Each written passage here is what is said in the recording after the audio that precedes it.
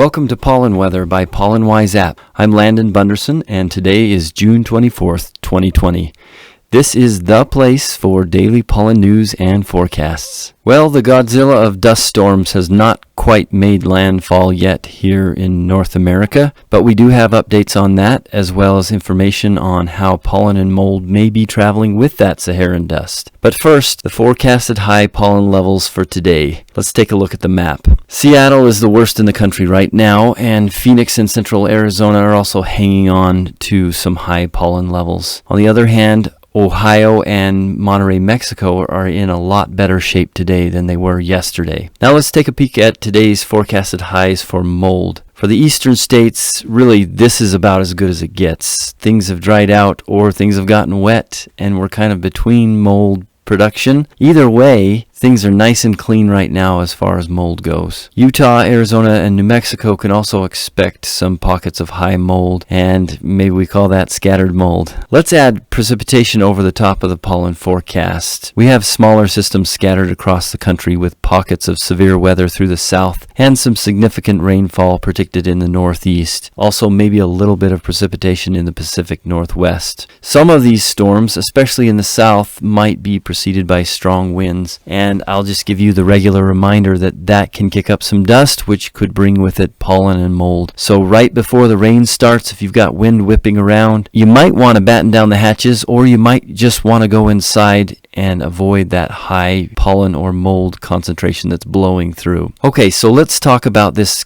Godzilla dust cloud. Some of the models I've been looking at showed that the dust would have been here by last night, and maybe some of it has, but if it has, it's in the upper atmosphere, maybe very, very small particles, and they're not raining down yet. But the big bulk of the dust storm has not arrived yet. We haven't seen a change in color in the sky. Houston and other areas in the Gulf are going to be hit first, it looks like. If you haven't seen the video and the information coming from Puerto Rico and Jamaica, you might take a look at that if you're in that region, just to know what to expect. Even though this is a fairly common phenomenon, this is a big one. So the important thing to us is definitely the alert and making sure that people are safe and that they know that pollen and mold are coming in. On the other hand, the pollen nerds at Pollen Wise are also hoping to just see pollen and mold travel that far across the Atlantic. That's a big ocean. That's a long ways for pollen and mold to travel. We do believe that we will see some in that. We'll share the images that come in from our devices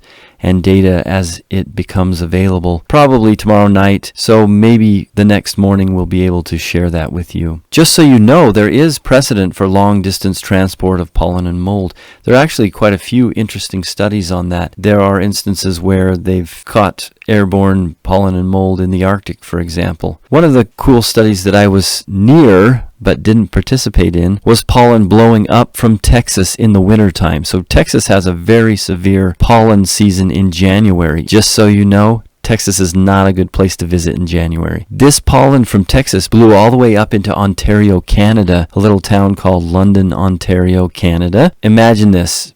You're in the middle of January in Ontario. You think that this is the safest time of year to go outside when it comes to allergens.